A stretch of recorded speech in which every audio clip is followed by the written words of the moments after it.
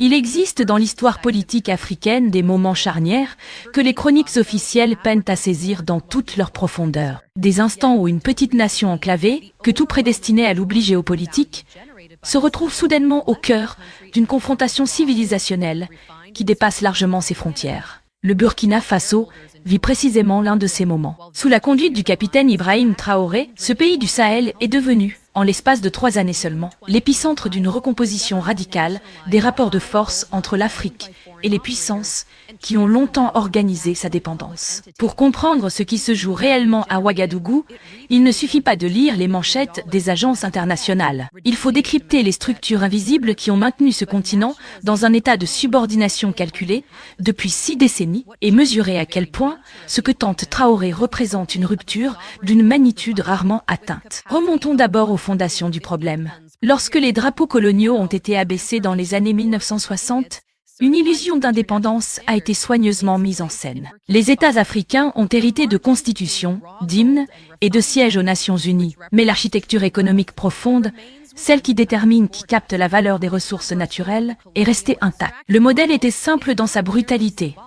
L'Afrique produit des matières premières à des prix qu'elle ne fixe pas et importe des produits finis à des prix qu'elle ne peut pas se permettre. Pour combler l'écart, on lui propose des prêts assortis de conditions structurelles qui privatisent ses actifs et ouvrent ses marchés. Ce n'est pas une théorie du complot, c'est le mécanisme documenté de la France-Afrique et des ajustements structurels imposés par le FMI et la Banque mondiale pendant des décennies. Et ceux qui ont tenté d'y résister, Kwame Nkrumah renversé par un coup soutenu par la CIA en 1966, Patrice Lumumba assassiné dans les 7 mois de son mandat avec la complicité de services occidentaux, Thomas Sankara tué en 1987 après avoir refusé l'aide alimentaire étrangère et rendu son pays autosuffisant, ont tous payé de leur vie cette audace. C'est dans cette ombre historique très concrète qu'Ibrahim Traoré avance chaque jour. La première rupture décisive a été l'or. Le Burkina Faso est le 4e producteur d'or d'Afrique. Pourtant, jusqu'à récemment, l'écrasante majorité de la valeur générée par ce métal quittait le pays sous forme de minerais bruts, raffinés en Suisse ou au Canada, enrichissant des actionnaires à Toronto ou à Londres, pendant que les villages à proximité des mines manquaient d'eau potable et de dispensaires. En juin 2025, le gouvernement a nationalisé 5 mines d'or détenues par des opérateurs étrangers et les a transférées à une entité publique nationale. Grâce aux revenus ainsi générés, il a remboursé plus de 2 milliards de dollars de dette intérieure, réduisant d'un quart son endettement domestique. Mais la nationalisation seule n'aurait été qu'à moitié transformatrice. Ce qui a changé la nature même de l'équation, c'est l'ouverture d'une raffinerie souveraine d'or avec une capacité de 150 tonnes par an. Désormais, c'est au Burkina Faso que se déroule la transformation du minerai en lingots, certifié aux standards internationaux. La marge entre l'or brut et l'or raffiné, qui représente la vraie richesse, reste à l'intérieur des frontières. Ce renversement du modèle extractif colonial n'est pas symbolique.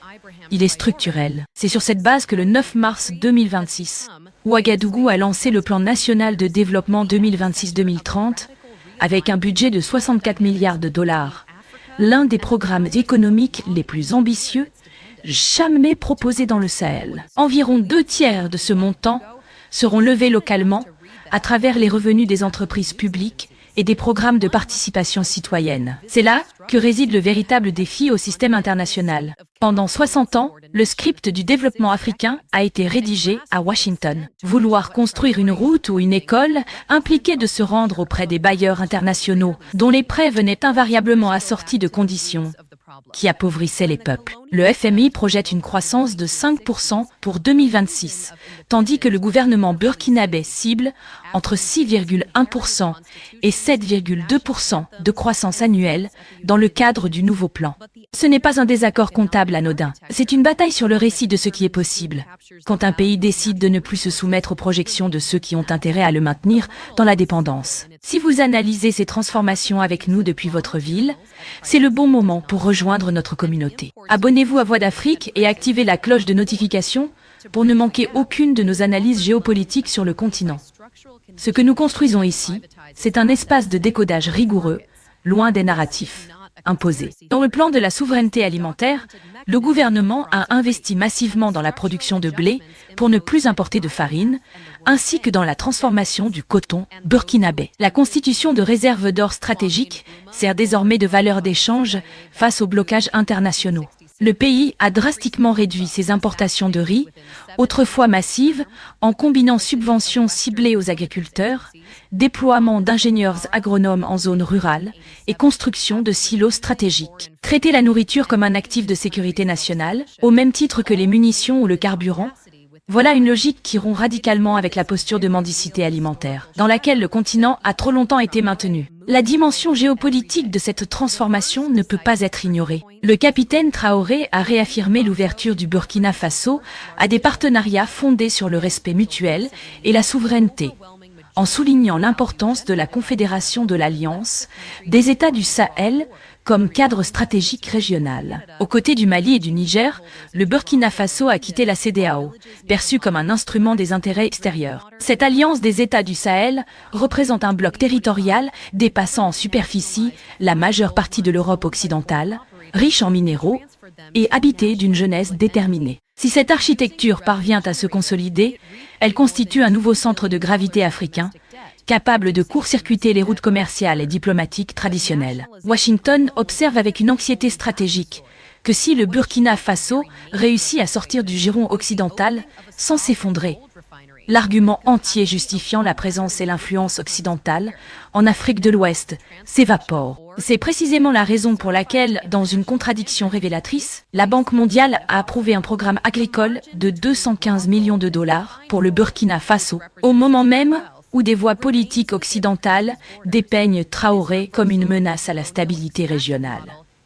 On place des paris sur celui qu'on condamne publiquement parce qu'on sait que si l'on n'y est pas, d'autres le seront. Mais toute analyse honnête de cette situation impose de regarder les zones d'ombre avec la même clarté. Le 15 avril 2026, le ministère de l'Administration territoriale a annoncé la dissolution de 118 ONG et associations, avec interdiction immédiate de leurs activités sur l'ensemble du territoire, sans fournir de justification détaillée sur les manquements retenus contre chaque structure. Cette mesure s'inscrit dans une séquence de restrictions progressives. Suspension, puis dissolution de tous les partis politiques en janvier 2026, interdiction de médias internationaux comme la BBC et Voice of America, imposition aux ONG de domicilier leurs comptes dans une banque d'État créée récemment. Parmi les organisations dissoutes figuraient des structures opérationnelles qui semblaient répondre aux exigences légales, dont le délai de mise en conformité n'était pourtant pas encore expiré, selon la loi elle-même. Le gouvernement présente ces décisions comme une réponse à l'ingérence étrangère, estimant que certaines de ces structures servent de vecteurs d'influence des puissances qu'il cherche précisément à repousser. Cette lecture n'est pas dénuée de tout fondement historique. L'instrumentalisation des ONG et de la société civile à des fins géopolitiques est documentée dans de nombreux contextes. Mais des organisations comme Action des chrétiens contre la torture ou la coalition burkinabé pour les droits des femmes étaient des acteurs locaux travaillant sur des questions de santé, d'aide juridictionnelle et d'éducation, sans lien évident avec des agendas étrangers. Leur disparition laisse un vide que l'État n'a ni les moyens ni l'intention immédiate de combler. La Commission africaine des droits de l'homme et des peuples a également exprimé sa vive préoccupation concernant la fin par décret des mandats des commissaires de la Commission nationale des droits de l'homme, institution pourtant interne et théoriquement alignée avec les valeurs du régime.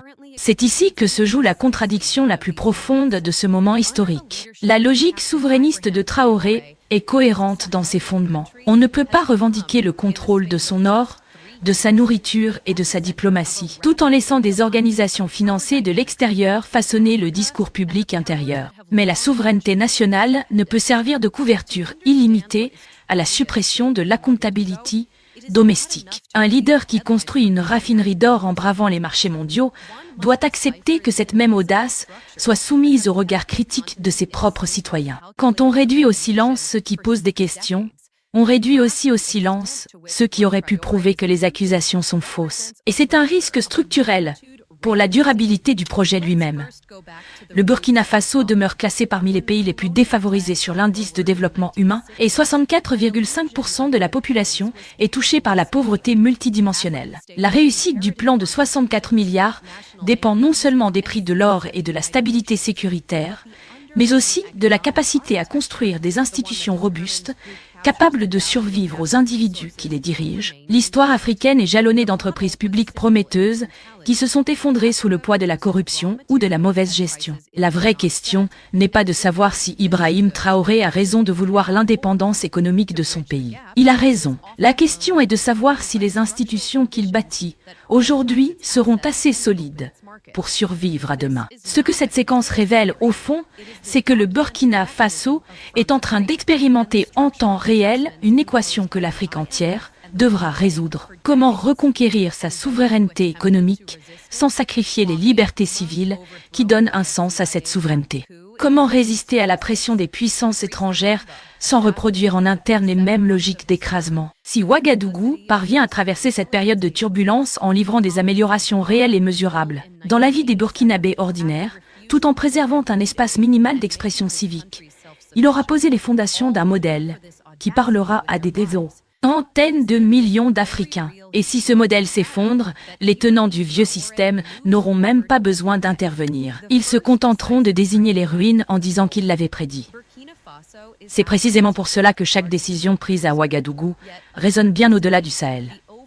L'ère du continent silencieux est peut-être terminée. Mais la question de ce que dira la nouvelle voie africaine reste pour l'instant ouverte.